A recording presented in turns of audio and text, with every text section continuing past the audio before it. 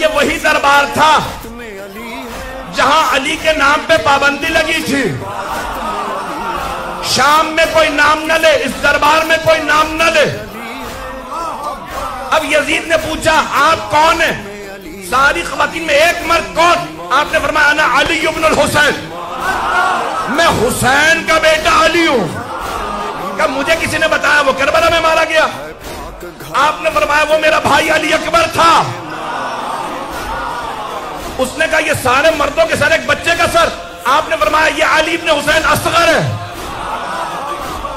اس نے پلٹ کے کہا آپ کے بابا کوئی اور کوئی نام نہیں ملا تھا؟ ہر بیٹے کا نام علی. کہ میرے بابا فرماتے تھے میرے اگر 100 بیٹے بھی ہوتے ہر کا نام علی.